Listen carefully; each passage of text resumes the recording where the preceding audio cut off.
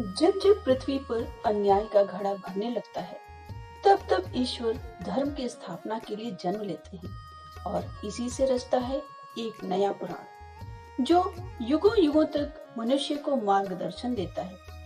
मान्यताओं के आधार पर हिंदू संस्कृति में दो पुराणों का विशेष महत्व है, जो हैं महाभारत और रामायण। महाभारत ग्रंथ कई तरह की कथाओं से बना हुआ है। ये कथाएं हमें आज के जीवन में कठिन से कठिन समस्याओं से बाहर निकलने की प्रेरणा देती हैं। इसी संदर्भ में प्रस्तुत है कहानी एकलव्य की। यह महाभारत काल की बात है, जब भारत के एक जंगल में एकलव्य नाम का एक बालक अपने माता पिता के साथ रहता था।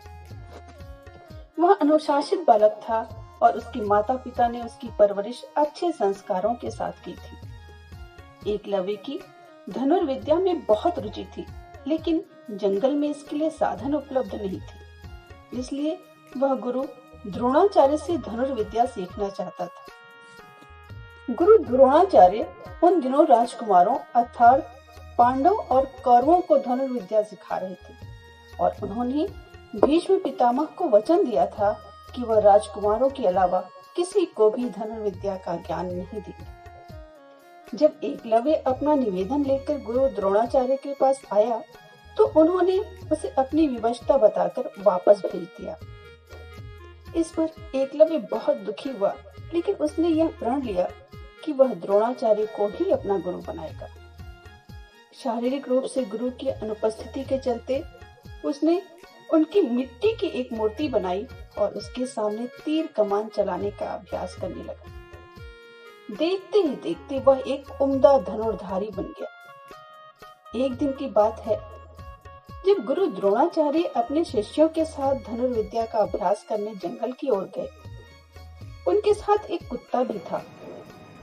उस समय एकलव्य भी जंगल में धनुर्विद्या का अभ्यास कर रहा था। ऐसे में जब कुत्ते को जंगल के एक ओर से आवाज आई, तो वह उस ओर जाकर भौंकने लगा, जिससे एकलव्य की एकाग्रता भंग होने लगी। इस वजह से कुत्ते को चुप करवाने के लिए एकलव्य ने उसके मुंह में कुछ इस प्रकार मार चलाए कि उसका भौंकना भी बंद हो गया और उसे कोई चोट भी नहीं आई। कुत्ता वापस द्रोणाचार्य के पास भाग गया। जब उन्होंने कुत्ते को देखा, उन्हें अपनी आंखों पर विश्वास नहीं हुआ और उन्होंने सोचा कि इतना अच्छा धनुर्धारी कौन है जिसने धनुष बाण की ऐसी विद्या आती है।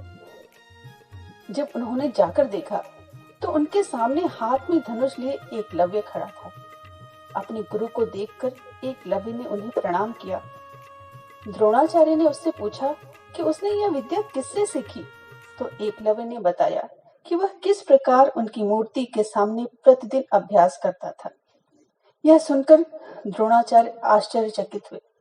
दरअसल गुरु द्रोणाचार्य ने अर्जुन को वचन दिया था कि उससे बेहतर धनुर्धारी कोई नहीं होगा, लेकिन एकलव्य की विद्या उनके इस वचन में बाधा बन रही थी।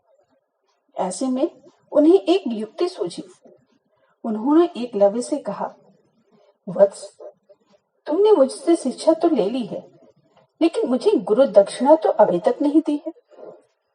आदेश करिए गुरुवर, आपको दक्षिणा में क्या चाहिए? एकलव्य ने कहा। एकलव्य की बात का जवाब देते हुए द्रोणाचार्य ने कहा कि गुरु दक्षिणा में मुझे तुम्हारे दाहिने हाथ का अंगूठा चाहिए।